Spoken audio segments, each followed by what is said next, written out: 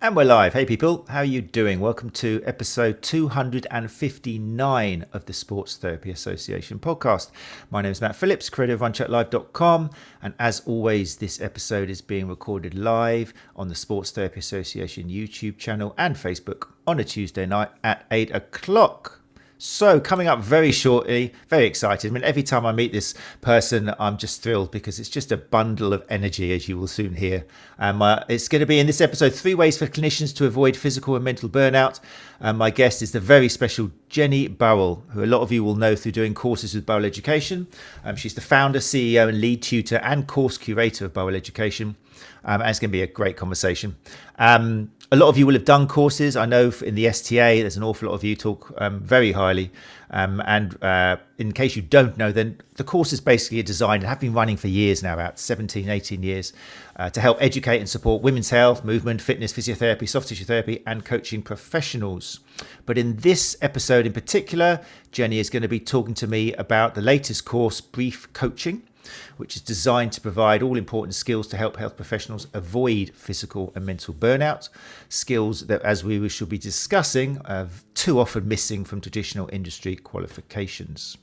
So before I bring Jenny Burrell up, I must thank my guests from last week in episode 258, New Perspectives on Fascia, when I was joined by, both from the University of Kent, Dr. Claire Melanie Boucher, lecturer in sport, exercise and rehabilitation sciences, and Dr. 𝐂𝐮𝐲𝐬𝐬𝐿, senior lecturer, School of Sport and Exercise Sciences. Every time I say, isn't it a great episode? They're all great episodes, but in particular, I love looking at fascia as an example of how we do need to evolve and how, yes, about 10, 12 years ago, it was like a subject of a little bit of mockery when it came to evidence informed. And don't you know you can't change fascia with your elbows and stuff? But the research on fascia, the modern research, is getting very interesting indeed. And these two wonderful doctors joined me to update me on the latest research, both very, very heavily involved in research.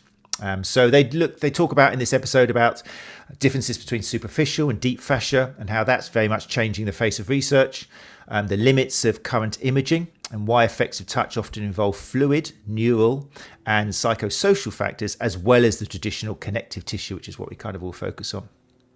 Also, we point out that if you are interested in remaining up to date on the topic of fascia, then do pay a visit to fasciaresearchsociety.org, where there's a wealth of information, including a new webinar series. So great for the fascia. No, I can't say that anymore. It used to be called them fasciaists, but can't use that word anymore because we've got too many of them trying to become prime ministers. So that's just, we can't mention that word anymore. It's just, yeah.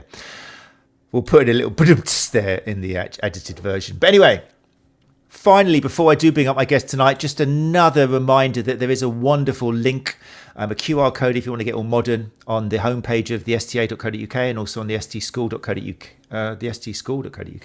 And basically, it is a questionnaire which you've put out for all of you. If possible, please have a go at what you look for in a CPD conference. Okay, we had a great conference in Exmouth in September. We really we changed it all around. We put the mirror on the audience. We were asking you, what do you want? And we had amazing speakers facilitating that. And we want more. It went around really well because guess what? We kind of gave you what you needed as opposed to just preaching from some kind of ivory tower about everything we know. So we want to hear more what would suit you. Okay, so do please, if you've got some time, some really interesting questions there, just go along to the sta.co.uk or the htschool.co.uk. Just click on the link or the QR code and just take yourself through about 7 little sections of questions. It'll be really cool because it will help us help you even more. Right then, back to tonight's episode. Very excited to bring up, as I said before, Jenny Burrell of Burrell Education as we start episode 259, 3 ways for clinicians to avoid physical and mental burnout. Hey Jenny, how you doing? I'm good, thank you. That was a great intro. I didn't watch that fascia interview, I think. Yeah, no, it's, I listen back to these and every time I hear myself going, oh, it was a great episode. I always say it, and it must be so boring people to hear, but I get so enthused, as I know I'm going to get to tonight. Am I okay calling you a bundle of joy? Is that okay? Can you live with that? Yeah, I am. I think I'm glass. Of energy, I think I said. Half full. I think that's the set point. Yeah. It's so nice to have you with us again and to help spread the message. And the other episodes you've done on the show have been so well received. And I don't know, you probably do know what a great name you've got in the industry because you've been hearing it and you get people going to your courses. But it must be nice. Is it still nice to hear that your name still carries so much weight and pleasure in taking advantage of the information that you disseminate? Yeah, of course. That never gets old. I don't take that for granted at all. Good. 2027 will be my 20th year in business, and that's a pre-digital business. And yeah, it never gets old. I don't take it for granted at all. And I was on holiday recently. I went to Norfolk, and a student saw me on holiday with my husband and my son, and there was a palpable joy there. Oh my God, I saw Jenny Burrell. And I'm like, oh hi. That's nice. I'm No, but I'm just saying, yeah, I'm weirded out and fairly amused that she thinks it's so incredible to see me like out and about, and it's just like I was just on my holiday. I think it's still nice. I mean, we do what we can to try and get rid of that. We were talking a little bit off air about how that guru idea of the person up there talking down at us maybe even makes us do the same thing with patients. We're trying to change that. But it's still nice, I think, when people do kind of, think of you as a little bit, not a guru, but just a little bit of a goddess, a little bit kind of somewhere with all the work and the education to give out. So I think that's fair enough. Just saying hello to people who joined us live. Cecily Hislop is in the house saying, evening, my lovelies. Nikki Mansfield says, evening all. If you are listening live to us, then do feel free to ask questions. And if you listen to the podcast and you think, I wanted to be live, I wanted to ask Jenny Burrell questions directly, then in future, just come along to the live recording on YouTube or Facebook at 8 o'clock, normally on a Tuesday. Right then, so Jenny Burrell, nearly 2 decades. How do you do it? I thought rather than ask you, so tell me about how you started, which could take another 2 decades. Yeah. Why don't we jump into kind of the updates? I think you're on Burrell Education 3.0 now. So I'm interested in how you've evolved as an educator and what the latest update kind of involved. Yeah. Well, I think it's 3.0 because I realized that there is a missing part, and this is no disrespect to any of my peers because I'm part of this as well. There was a part that was very much missing in our education, and that was about during that client take-on process, doing it in such a way that we share this health journey with the client. Well, first of all, we elicit what they want from their health. Where do they want to be? Okay. And then we work as a partnership, right? You say, I'm going to do this and you need to be doing this. And then not only that, but then we circle back. Okay, have you done this part? And we kind of like gently, compassionately hold their feet to the fire. But nevertheless, you get off the kind of, I'm going to fix you kind of pedestal, and you empower the client actually to be part of their own health journey because it's their body. But somehow we got into, and our industry got into, this thing of us being the fixers. And that's how you get burnt out, because you're carrying it all. And it's nuts. It's absolutely nuts for us to be carrying the complete health journey of our clients. It's nuts. It's so exciting to hear people like yourself talking about this and I've said this a few times, but back in, I don't know, maybe 12 years ago, I was one of the people who was kind of standing up going, don't you know you don't fix people? Don't you know you can't break down this? Don't you know that that's wrong? Don't you know? And I didn't realize at the time because I was probably about 20, but it was all pretty negative. I'd read latest stuff. I'd looked a bit more at the research, become more critical, and realized that a lot of the stuff which we were proposing just doesn't happen. Massage doesn't do this, didn't you know? But I really feel that now especially in the last couple of years, we've got something to replace that with, and it's what you're talking about. It's not just a case of stop trying to fix people. It's like, listen to the person and they'll kind of tell you how to fix them if you listen hard enough, which I think is quite positive. So I don't know, are you going to tell me that we're not quite there yet, or do you feel we're in a more positive place now thanks to things like that and coaching principles and partnerships? Oh yeah, we totally are there now. You know, we've got the mechanisms, we've got the education. It's really for the professionals, and actually maybe for us as the educators to have it in courses, not as a would be nice to have, but as a really principal part of what we do. We lead with that. We lead with, okay, you know, what is your preferred future? What does it look like? What do you want to do with your body again? You know, you've had this hip replacement. What do you want to do? What would success look like? Oh, well, I want to be able to go back to my yoga class. Okay. And like, you contract with the client. So there's a lack of formality as to actually what is going to go on, who's doing what, what's this journey going to look like, what will it look like when we're successful, when we are successful, and then actually how do we nip and tuck this when we're not quite successful. So it is putting the client in the driving seat. Okay, you sit in, do you know what I thought of? One of those go-karts. I had a vision of one of those go-karts. You sit in it, you put your hands on the steering wheels of your health journey. I'll push from the back. That's a nice analogy. I like that. Yes, they're steering.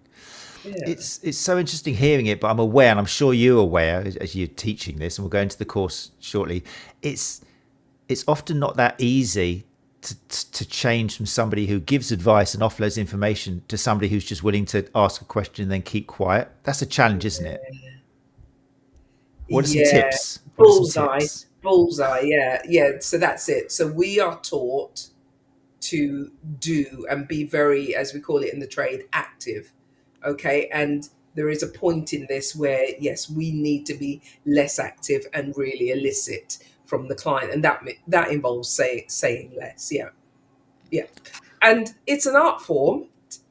It's an art form. I'm very chatty, but I have learned I was going to say, if you can do it, the whole world's got a chance. No, but I am very chatty. It was a leap. It was a leap to say less.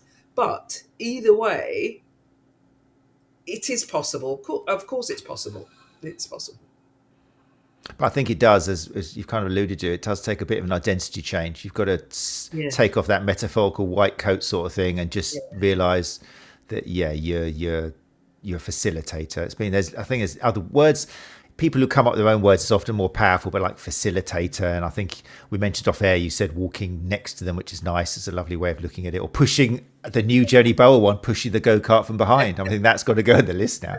But however people see it, there is a reframing, isn't there, of our role, which is quite tricky when you pay $3,000 for, a certification or even a degree, which has basically brought you up to be the fixer, the operator, So yes, the biomedical model, is and massage does subscribe to that. Yeah, so now you're going to administer something to someone and it be fixed, and that's why you're going to get the burnout, because you're going to be unduly disappointed when people don't do their homework. You're going to be disappointed when people miss appointments, etc. Instead of, okay, you haven't done your homework. Let's sit down. Let's work out why.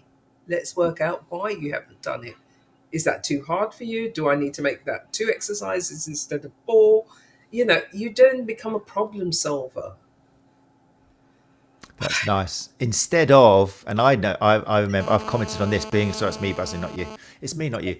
Instead of waiting for the client to go and then saying to your colleague, they never do their homework, they never do their exercises. How are they supposed to get better? Which is what I used to do. And then until I suddenly realized, hold on, if they're not doing it, maybe it's because I'm involved in that, and I gave, I'm a little bit to blame. They didn't hear me, understand me, or I gave them something that was impossible. So I think that can be a nice little coin drop moment, isn't it? When you start realizing that it's not you against them. It's not a Yeah, competition. and you might just be part of the problem, or your mindset around this might be part of the issue. Yeah. It's quite interesting. Right. So so this is basically how why you suddenly decided to change the website to 3.0. Let me just bring up a image of the website, and so people know what we're talking about. So we're talking about Burrell Education .com, isn't it? Yeah. If you go along to that, then you'll see it needs updating, as we talked about. It's actually 3.0 now. Yeah, and I've got a bit more grey hair, I think. But yeah, so I'm interested as well. I think it's useful to know. I mean, you set this up basically because of your passion for women's health, didn't you? Yeah. So, well, going back way longer than the birth of Burrell Education, I was a trainer. I came up, teaching aerobics, and I worked in the gyms, and I then became a PT, and then I took a massage cert, and then I owned a gym, and then I thought, oh, yeah, this feels hard. And I was a bit older than my peers, and I was training an amazing guy, 𝐄𝐩𝐢𝐤𝐬𝐻, who was a self-made millionaire, and I trained him for many, many years. And I said, "Would you mentor me?" And he was like, just hang out, Jenny, just observe." And he had made his money from education. He was a mechanic, and his father owned a gym up a back alley in West London, and he created a system for analyzing what was wrong with cars anyway, and then sold that off for megabucks, and now lives in Antigua, on an island somewhere. Anyway, so George said to me, "You are good at what you do. You shouldn't be doing this, trading money for hours. You should get into education." And so my passion, well, it's always been kind of women's health, but then it was always perinatal, pregnancy and postnatal. And I remember I worked then at the Harbour Club in London, and I made one course to teach my peers. So the Harbour Club brand, I then taught my peers, and I got some reps points. The fitness manager said, "Look, you want to get some accreditation for this?" And that was it. One course sold at £97, and delivered in the back room of a Fitness First in Tottenham Court Road. I know it well. Yeah, and that was it, really. And then I started with postnatal, then I moved on to pregnancy, and then soft tissue therapy courses. And I don't know, I think in the back end of that website there, I don't know, I think there's something like, 20 odd thousand students, and maybe about 40 editions of courses. I think so. I think that's what. But it's a lot, and right now there's hundreds of people in class. But yeah, I started with that, and I really felt that. Just give me a second. I'm just going to pop my phone on. I really felt that this is missing. Something's missing here. And I was kind of like getting annoyed. It's probably not the right word, but it is true. Getting annoyed with students who couldn't kind of do a course and then launch it. And then I was kind of weird. I didn't understand why people couldn't do the follow through. And then I started to think about what they were saying about clients. Clients couldn't do the follow through, do what they said they were going to do. And I'm not kidding. I was like, I don't really understand why. And that was it. That led me to take a 4-year diploma to become a psychodynamic psychotherapeutic counselor. So I'm now officially a therapist. And that work, that 4 years of study, I just back chained it and started creating coaching courses so that people could understand why people had problems with things like following through and doing their homework. Literally, it was about giving the students tools to understand people better, ask better questions, better quality questions, ask questions that help their clients to think, ask questions that offload them as the professional and put things back to the client. And as you said, you're right, it is hard because we have been taught to welcome the client in, do some degree of assessment, and we go to work to fix. And that's why you get burnt out. That's why you get burnt out, because hang on a second, this is the client's body.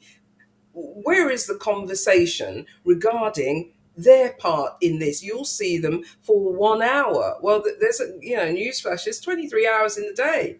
And maybe you see them once every 6 months or 4 months. It's nuts. We're enabling the client to abdicate from their own role in their health span. Yeah, we're like enabling. We are enabling. Health is a lifetime concern. Health is a lifetime concern. That's another thing as well. So we've got it into our minds that, health is just about what we're doing to them. Yeah, bullshit. Health is the other 23 hours. That's what health is. So again, it's such a strange place that we've gotten to. I find it quite bizarre. I mean, now, and you're right, when we talked earlier, I think about myself 20 odd years ago. And yeah, there was a lot of nonsense going on there. But anyway, at least I'm doing a course correction. So, but absolutely, we have been taught something so profoundly contrary to the truth, which is the client is responsible for their health. Health is a lifetime concern, and there must be a conversation with the client. We must have a better conversation about what we're going to do, what their role is, how long this journey is going to last, and nip and tuck it as we go along the journey.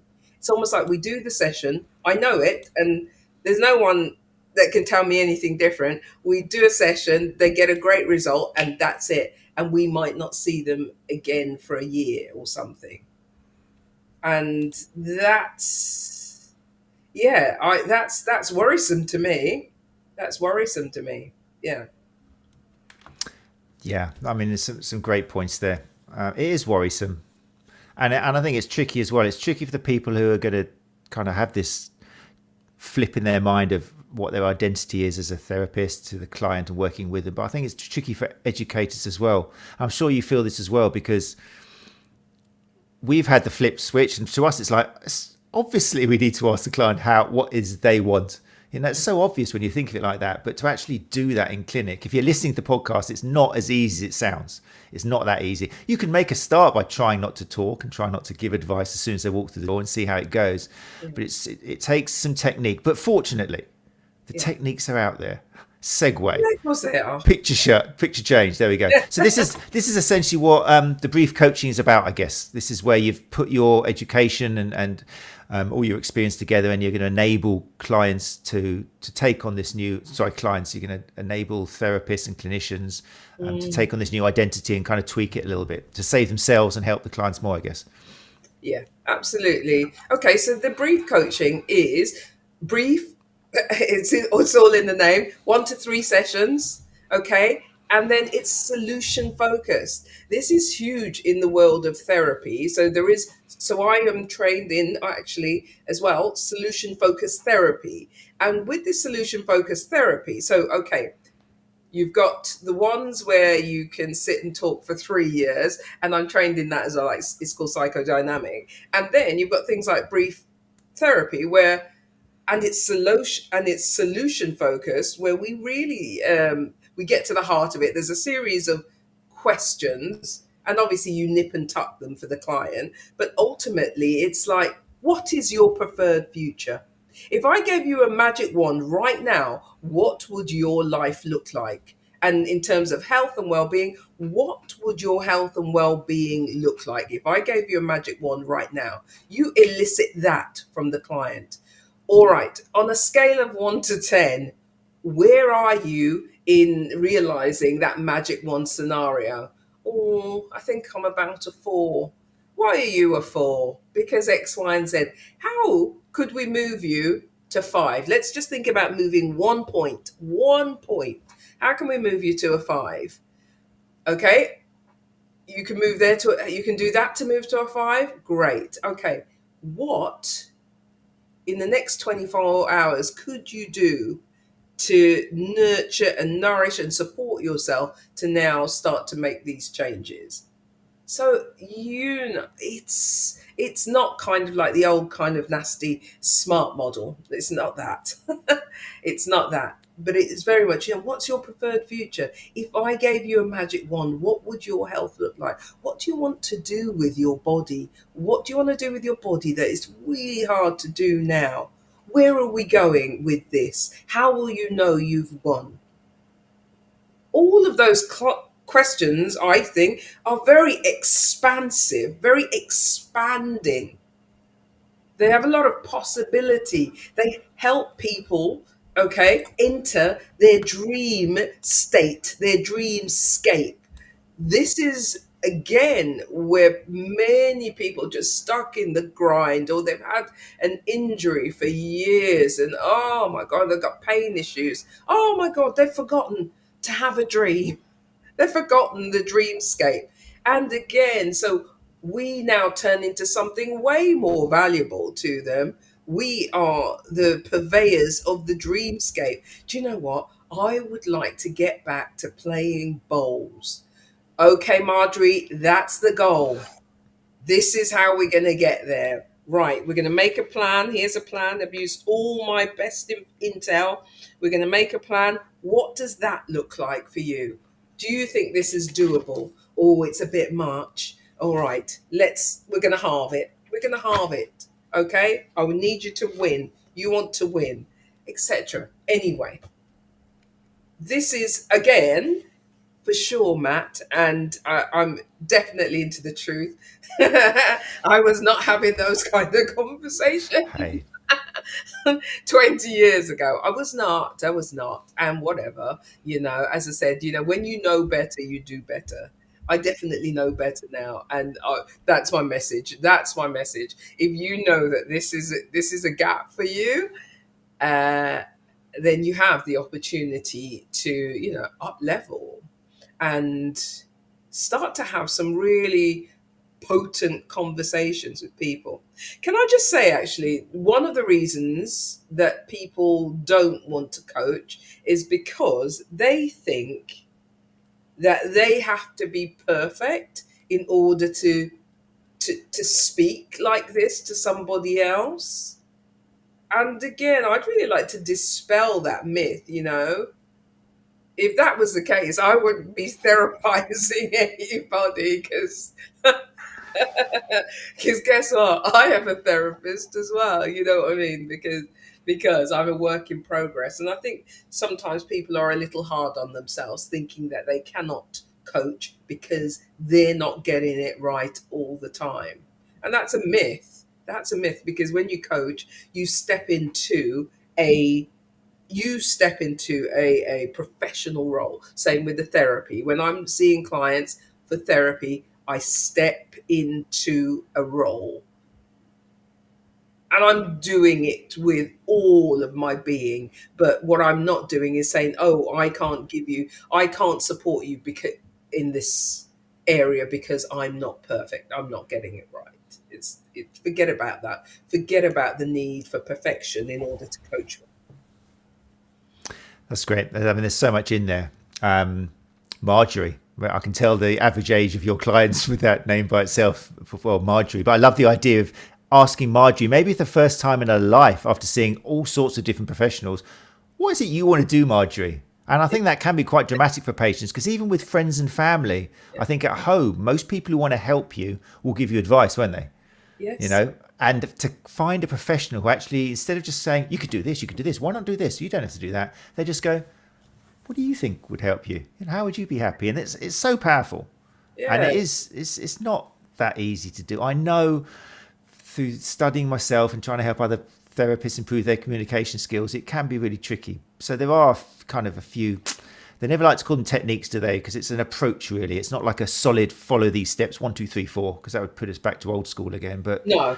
I think there are like little skills you've got of how to keep your mouth closed, even putting your finger over your mouth when they're telling you, and you're going, oh, I can fix that. Or you just need heavy loading for that Achilles tendon. You've got to kind of stop that all from coming out and listen to what they're saying. But I think there's a few little skills. But I think it was, we had a long time ago on the show now, we had Dr. Gary Mendoza, who used to have the Stages of Change website, which was all about motivational interviewing. And I think he admitted actually he was quoting Rolnick or Miller, but basically he came out with a lovely quote that it was some people just need a good listening to, which I've remembered ever since he said that. It's just a classic, isn't it?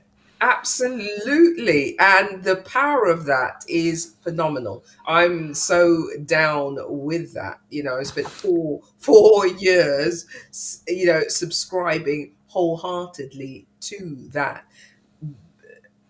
A wise pair of ears is a very rare thing. And the wisdom actually just comes from saying less. And it's not, and it wholeheartedly is about the client's experience. But yeah, it's very underrated. It's very cool. I saw a lovely comment here from Cecily Hislop, if that's okay. I'm just going to read this out, Cecily, because I think it is a big wake-up call for lots of clinicians. Cecily says, loving this insight. I'd never considered this to be part of feeling burnt out. By over-enabling them, we're under-supporting ourselves. Yeah, exactly, Cecily. I might screen grab that. Yeah, so this is it. What did I write here? Yeah, so in terms of those three, the causes of burnout, and I sort of said it before we started, doing too much for the client as well, carrying too much, and then also doing the wrong thing. So I've been in this business for more than 20 years. And guess what? My terrain has changed. I started out as a fitness instructor, and now I'm a counselor and therapist. Yeah. And obviously, I still run Burrell Education. But look at that journey. Look at that journey over 20 odd years. So you could be burnt out because the terrain has changed, but you've got an old map because you haven't thought about, oh, what do I need now? What do I need now? I'm 55, and I said maybe I've been in the business for, well, more than 25 years. Well, gosh, I am a completely different person from when I was, 25 years ago. It's nuts. But for many people, I could have stayed still massaging people, still working in women's wellness, physically. I could have, but I think I'd be dead by now. I don't think I'd be alive. I don't think so.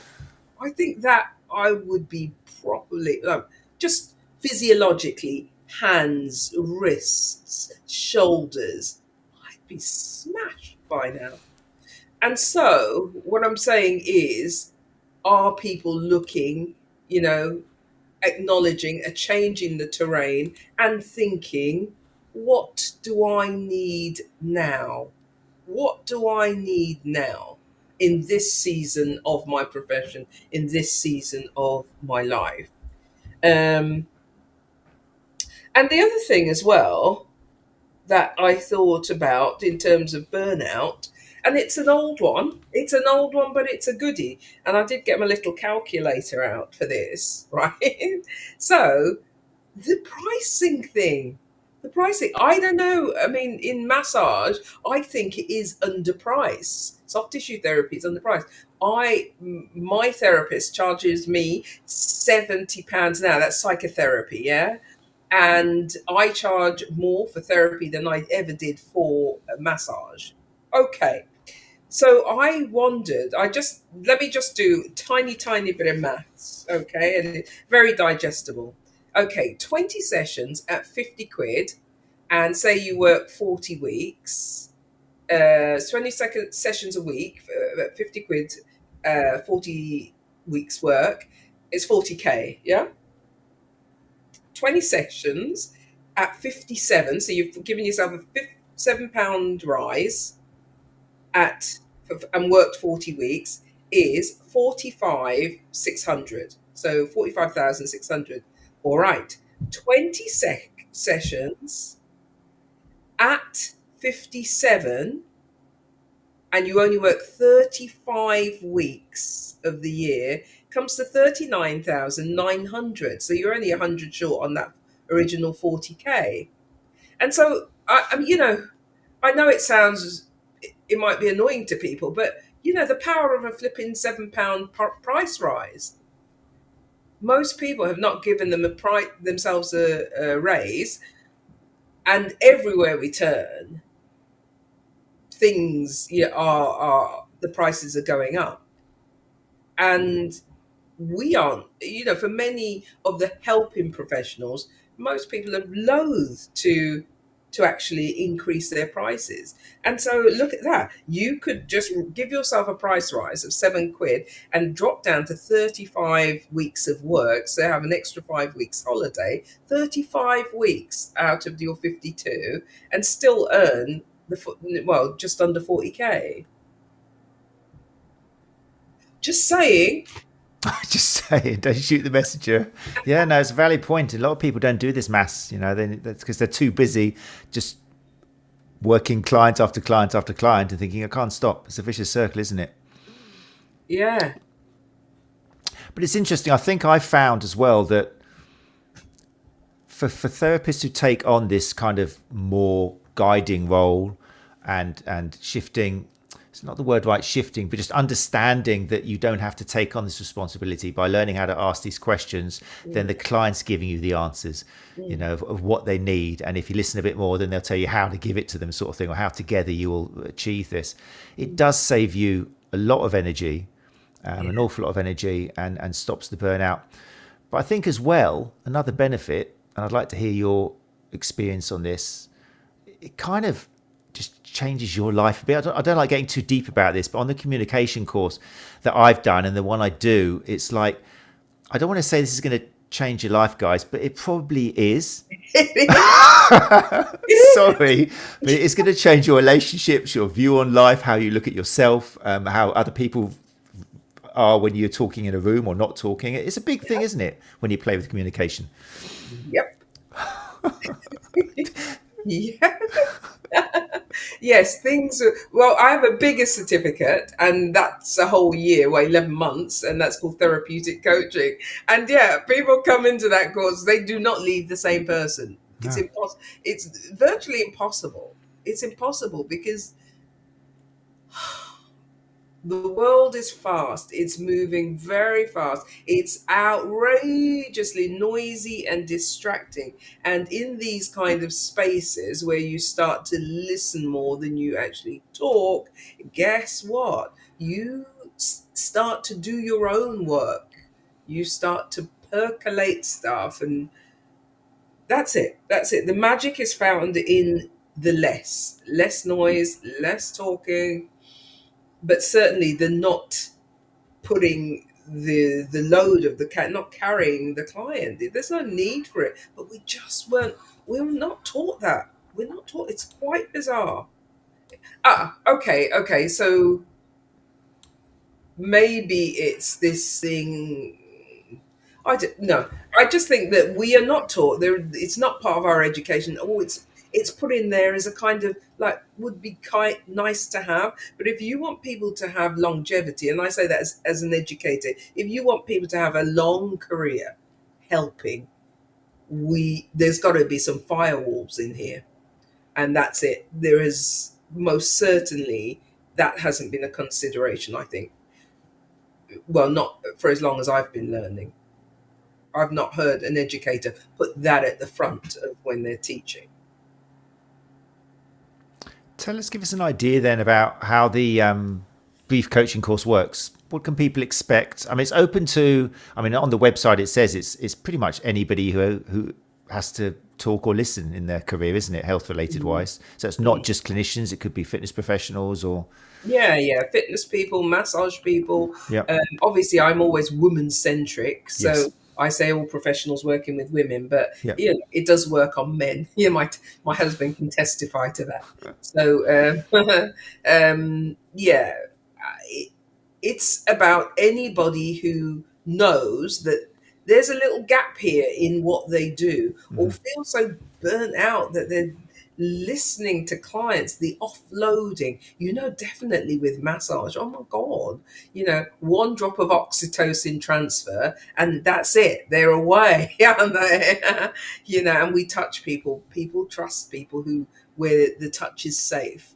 And so for many massage therapists, the second someone lies down, my good God, it's an offloading. And do you know what? In counseling, in therapy, we have supervision. The client offloads to us, we then go and take it somewhere else and for our own therapy. But for many people, if they're doing 20 sessions a week, they're just literally absorbing sometimes pretty, it's not a technical term, but janky, pretty janky energy they are taking in over and over and over.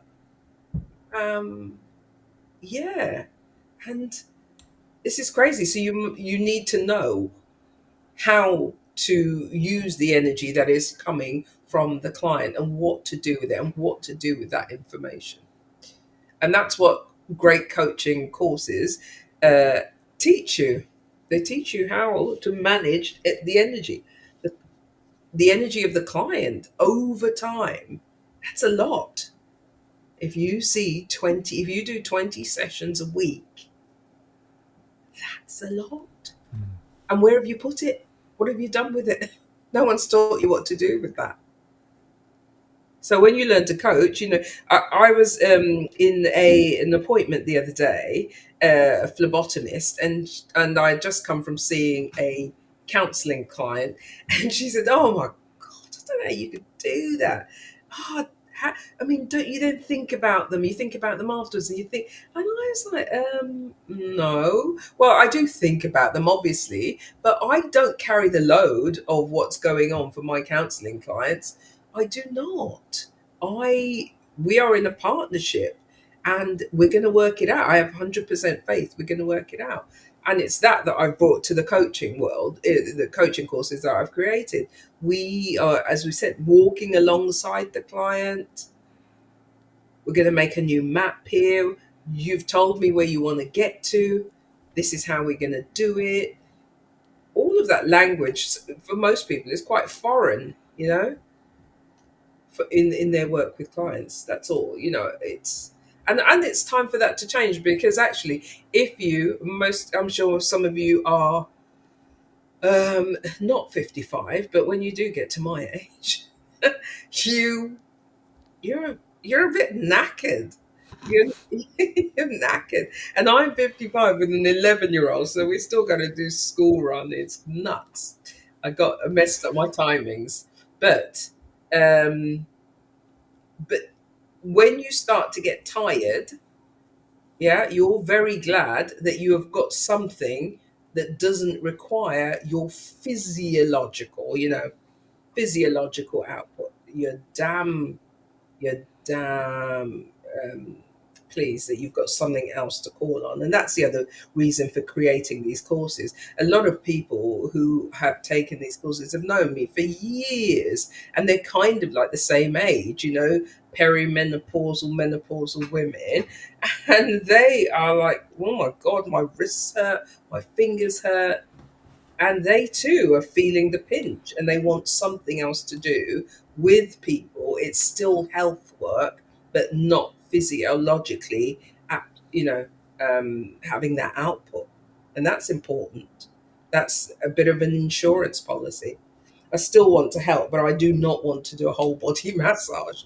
Thanks. I think it's really interesting the link you make between massage therapists who have built that alliance through touch, which is a really powerful thing. If someone's willing to take their clothes off in front of you and feel that safety, then they're more likely to answer questions with honesty and authenticity and stuff. So this is a coaching, I think I've always kind of said, it's almost crying out for empathetic massage therapists to get involved in, because they're halfway there. Yes, that is so, honestly, Matt, that is so true.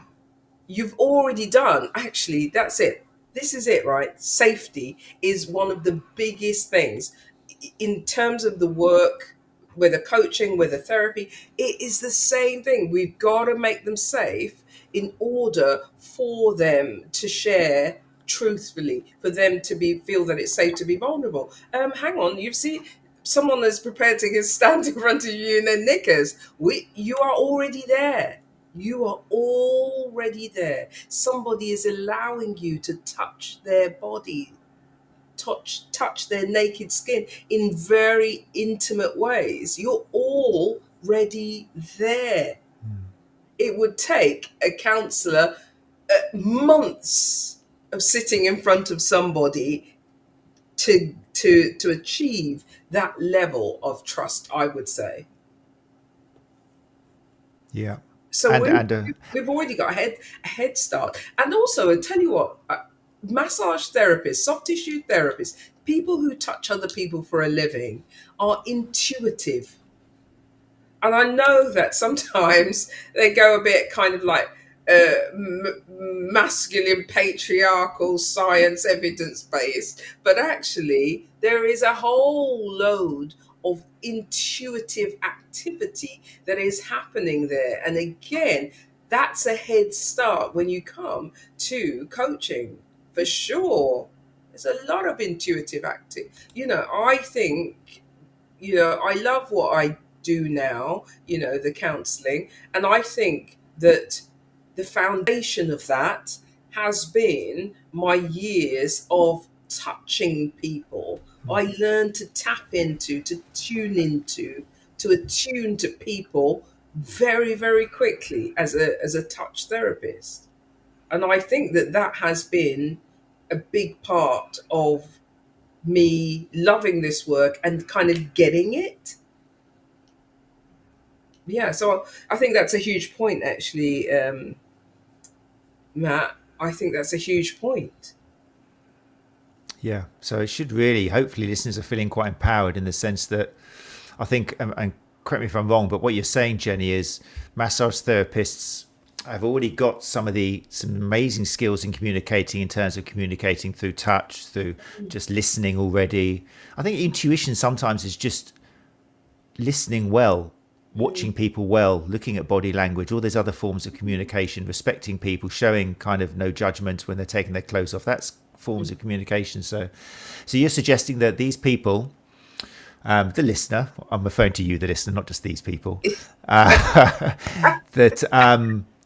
they could add to their business. They could save physically burnout and also mental, and they could add a little bow to their business by maybe, if they are listening to people, and they can have these conversations whilst you're massaging. If the person likes to talk, it doesn't have to be total silence if it's up to them, but they could offer then potentially more help and even charge in different ways by doing this sort of thing. So it's a business. I would pull it away from the actual massage session and formalize it. Let's have, and you can do it on Zoom. And you can have something where you can not have that load on your body, and also offload the expectation that some of the clients put onto us, offload that. Absolutely. Absolutely. And is Yeah. this therefore going to be, I suppose, on the course? I imagine you do. I'm just guessing here, but I suppose what we're doing is we're opening up another need for spotting red flags where it's going to be out of your scope of practice and you need to refer on. If you're going to have these conversations and allow them to talk, Yeah. how tricky is it to know when you do need to kind of go, okay, I know somebody here, take their card? Or How tricky is it to refer on? well, I mean, of spotting when you need to stop what you're doing because it's moving out of your scope, and Yeah. really this person now, on based on their answers, Yeah. they need to be seeing somebody who's more experienced. Yeah. Well, it's that's what is taught, trust what you feel. Trust that you don't have an answer for this. Trust that this coaching model is like, well, okay, so that's not going to cut it. Yeah, just trust that, and never be afraid to do a referral. You could be saving someone's life, literally. And what sort of referrals would there be? Who would you move? Who would you potentially be networking with? Because if you're doing these conversations, you might come across somebody who would actually need some proper, deeper professional counselling or CBT or something. What sort of people should you be surrounding yourself with if you're going to refer on?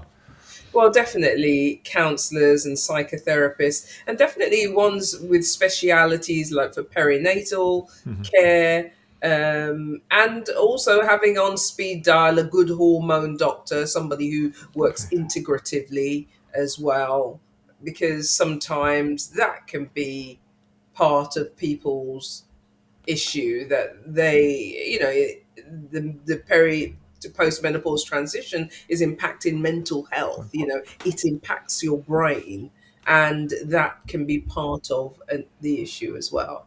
In fact, all of those major transitions for women, puberty, perinatal, postmenopausal, all of those impact the brain, impact the nervous system, impact cognition. So I guess that's something that goes on in the course as well, because it is, I think on the website you say through a female or through a woman's lens, you're looking at this particularly when you're working with female clients or women clients. That's all learnt on the course as well, I guess. Yes. How does he run the course? I mean, people are interested, thinking, I'm interested in this. Is it an ongoing? How do people enroll, and how long does it last for, and how's it delivered? Well, I definitely think you can get through it in a week, but it's not just studying the content, it's then doing the practice. Okay. And every fortnight, then I do a live Zoom, and I do a goldfish bowl. That's when I coach someone, and then there's feedback around it. And those are all recorded and dropped into the Facebook group. So it's just this rolling enrollment, do the theory and learn how to listen, etc. But then you need to kind of do it, lasso some clients. You're working with your clients already. Say, hey, I'm doing a course and I need to practice. And then you practice, but then also this kind of live demos, those happen every fortnight. So it's a pretty alive course, as opposed to taking an online course without my input. So I am there every fortnight. That sounds like a good setup. People can study, practice in their own clinic and stuff, and with their own clients, and then come to you and report back and get some feedback, and then go away with some more homework. Sounds good. Yeah. And for information on that, they go along to burrelleducation.com, and there's buttons and things there for people to read and look at that extra stuff. Fantastic. Sounds good. And if people want to follow you on social media, Instagram, is that Burrell Education, Burrell_education. Yeah.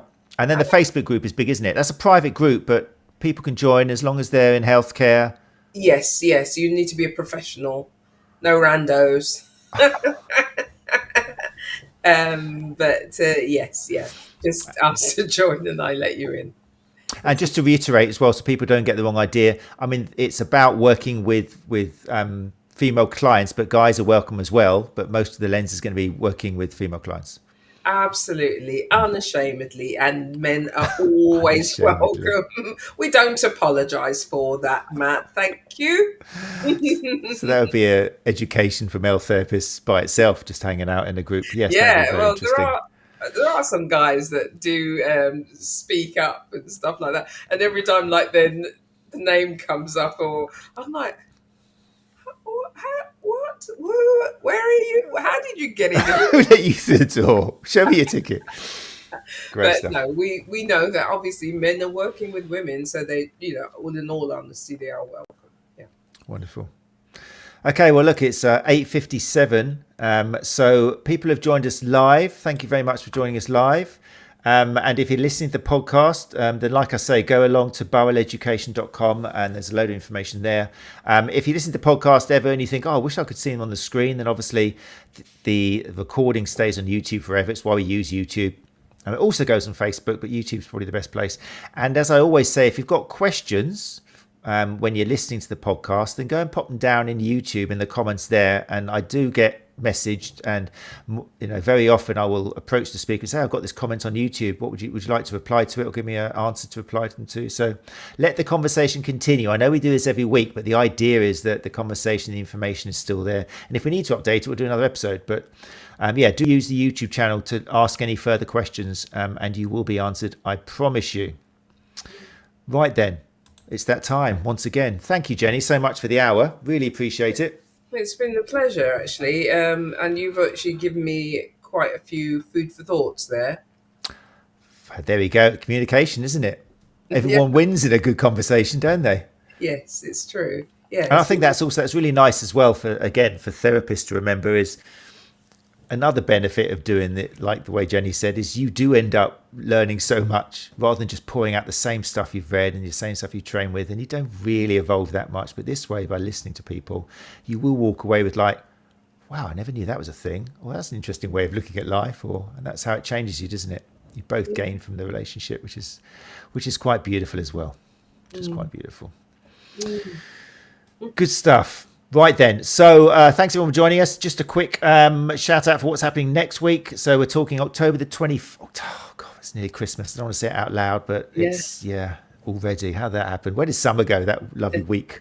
Anyway, October the 21st, 8 o'clock. My guest is going to be Emily Gilbert of frameworksportsmassage.com, who 8 years ago made a huge career change from biomedical science to massage therapy, and says she's never looked back.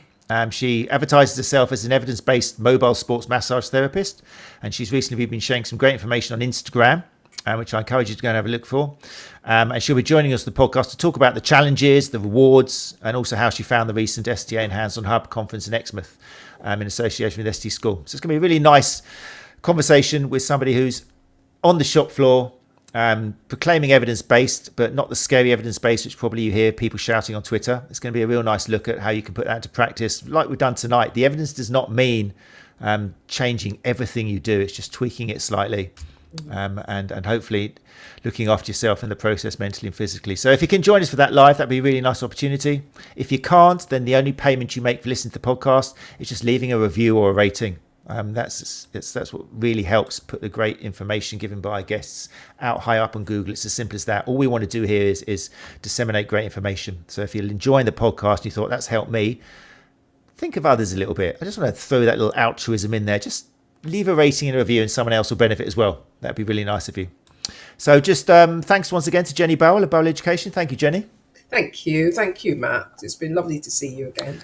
Wonderful. And everybody else, until next time, take care of yourself and each other. We'll speak to you very soon. Bye-bye.